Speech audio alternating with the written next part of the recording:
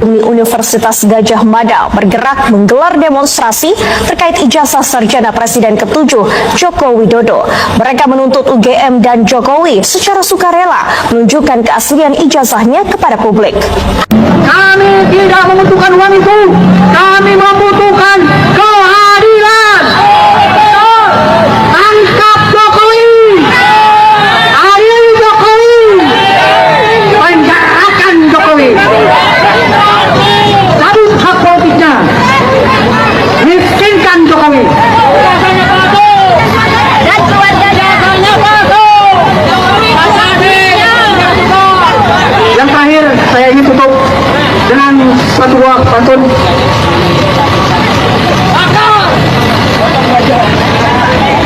Burung walet, burung seriti, kebo bule mandi di kobangan.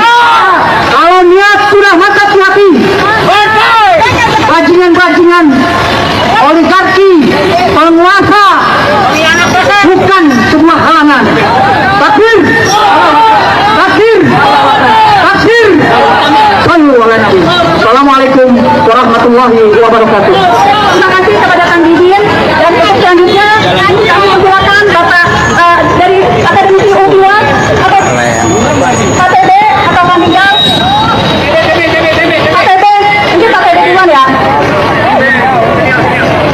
Silakan Pak, cerita saat itu U2 juga ada bersama kami di Bawaslu. Assalamualaikum warahmatullahi wabarakatuh. Kami dari UIWAP yang berusaha mewakili jaket kuning UI dari kampus perjuangan, sementara kampus kami sendiri di Brangus tidak bisa berbunyi keluar. Tolong dipahami. Nah, yang lain yang ingin kami sampaikan adalah bahwa kita sebagai bangsa dan negara menjadi kacau balau ribut begini sejak Jokowi menjadi presiden, ditambah lagi 2 periode. Kenapa? Saya berani mengatakan Jokowi adalah PKI yang bersembunyi dan tampil yang saya sebut dengan PKI gaya baru. Apa dasar saya bilang dia PKI? PKI udah dibangun, maka dia muncul dengan PKI gaya baru. Salah satu pernyataan yang tidak ditanggapi oleh masyarakat secara serius pada waktu dia masih jadi presiden tahun 2024 di bulan Februari lewat salah satu Kepersian nomor 8 menyatakan dalam peristiwa G30S65 PKI adalah korban. Tolong dicatat, dia berani bilang PKI adalah korban. Untuk itu keluar Kepres dan Impres bagaimana negara membantu membiayai keluarga-keluarga merehabilitasi namanya, dan keluarga-keluarga harus disantuni oleh negara. Oh, ini nggak diangkat. Orang-orang mereka membelokkan ke oligarki. Oligarki itu nggak ada bapaknya. Kenapa yang kita diangkat Jokowi PKI gaya baru? Itu yang diangkat. Jangan mau dibelokkan ke oligarki, nggak ada urusan itu. Riset 2015 dipaparkan bahwa PKI akan nyusup dan mengendalikan Polri. Kebukti sekarang. Coba Polri kalau sedikit diganti lain. Terus sedikit itu orangnya Jokowi, satu kampung lagi di Solo sana. Selama nggak diganti ya kan begini jadinya. Apalagi DPR disusupi, nggak berbunyi wakil rakyat kita.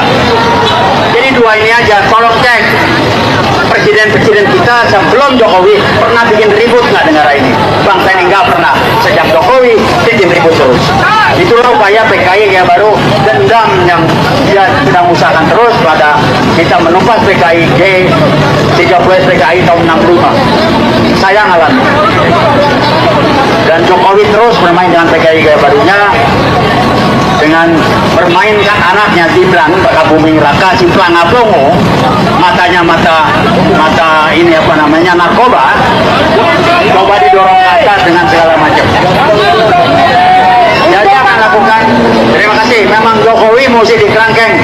Jadikan dia satu-satunya mantan presiden Republik Indonesia yang dikerangkeng seumur hidup.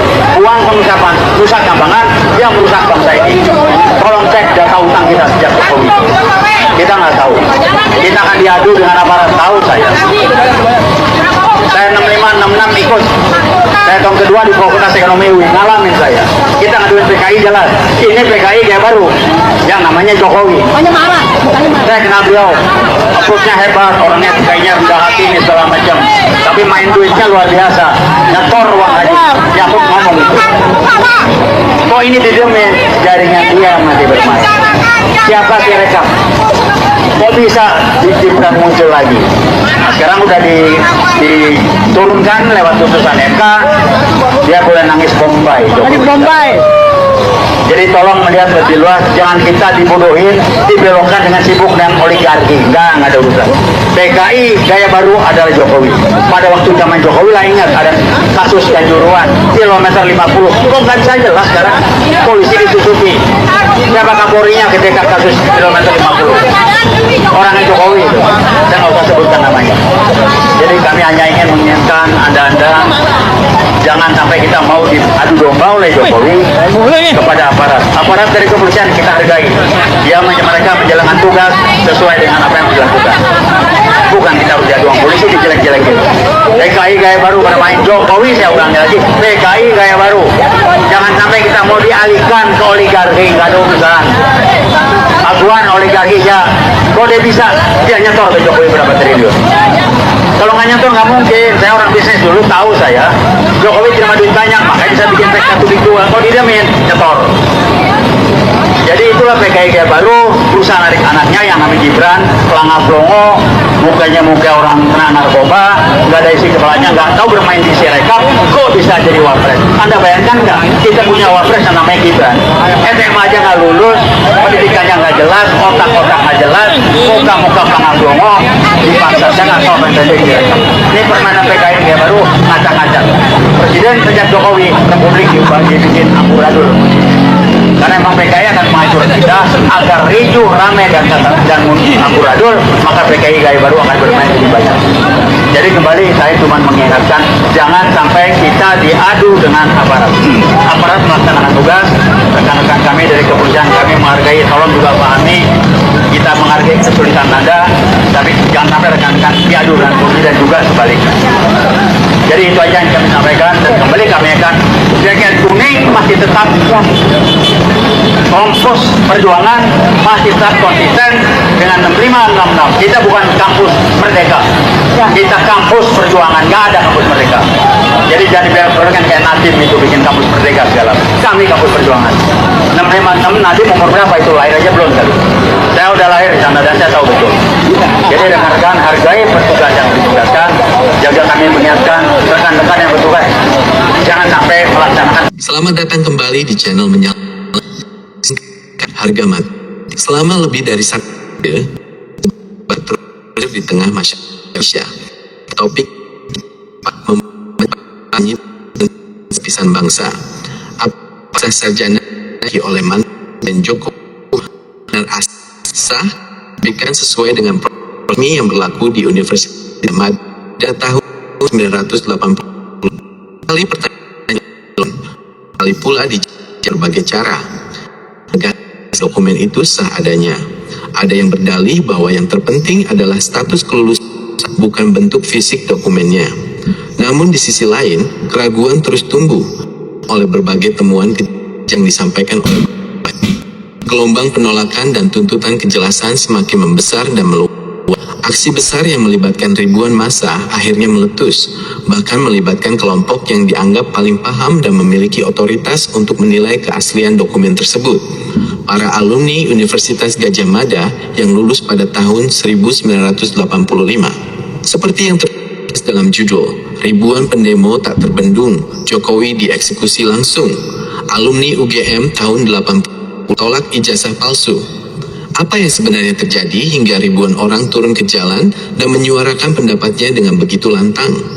Mengapa justru alumni yang lulus pada tahun 1980-an yang menjadi garda terdepan bukti dan alasan kuat yang mereka miliki sehingga begitu dinyatakan bahwa dokumen itu? Apa yang dimaksud dengan dieksekusi langsung dalam konteks ini?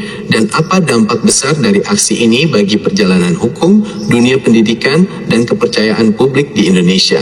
Selama 15 menit ke depan, kita akan mengupas tuntas seluruh peristiwa, latar belakang, fakta-fakta rinci, tuntutan yang disampaikan, hingga makna mendalam dari aksi besar ini. Mari kita saksama dan pikiran yang terbuka. Bagian 1. Aksi besar Bendung. Suasana di depan gerbang utama Universitas Gadjah Mada, Yogyakarta, dan di sejumlah titik strategis di ibu kota berubah menjadi sangat tegang namun tertib. Ribuan orang berkumpul dari pagi hari, datang dari berbagai kota di Indonesia. Mereka terdiri dari para alumni UGM, mahasiswa aktif, tokoh masyarakat, aktivis, hingga warga biasa yang merasa prihatin dengan maraknya dugaan penyalahgunaan dokumen resmi negara. Mereka membawa spanduk, poster, dan bendera merah putih dengan tulisan yang tegas dan jelas. Alumni UGM tahun 80-an tolak ijazah palsu, jaga integritas alma mater. Ijazah bukan sekedar kertas, tunjukkan dokumen asli atau akui ketidaksesuaiannya, dan hukum harus sama untuk semua orang. Suara teriak mereka menggema memecah, menyampaikan pesan yang tidak bisa lagi. Aksi ini berlangsung dengan damai namun penuh ketegasan, menunjukkan bahwa permasalahan tidak bisa dianggap remeh atau hanya disebut sebagai serangan politik semata. Yang membuat aksi ini memiliki bobot yang sangat besar dan berbeda dari aksi-aksi sebelumnya adalah partisipasi dari kami pada kurun waktu 1980 hingga ke 1989. Mereka adalah saksi hidup yang mengalami langsung bagaimana sistem pendidikan, administrasi, dan pembuatan dokumen resmi berjalan pada masa itu. Oleh karena itu, penolakan yang mereka sampaikan bukanlah berdasarkan dugaan semata, melainkan didasarkan pada pengetahuan, pengalaman, dan perbandingan langsung dengan dokumen asli yang mereka miliki. Para juru bicara aksi menegaskan, kami tidak berniat menjadi siapapun. Kami hadir di sini dan nama baik kami, menjaga standar pendidikan dan memastikan bahwa dokumen resmi negara tidak dipermainkan seenaknya. Jika dibiarkan, maka ini akan menjadi presiden buruk, bahwa siapa saja bisa membuat dokumen yang menyerupai asli dan menggunakannya untuk menduduki jabatan publik.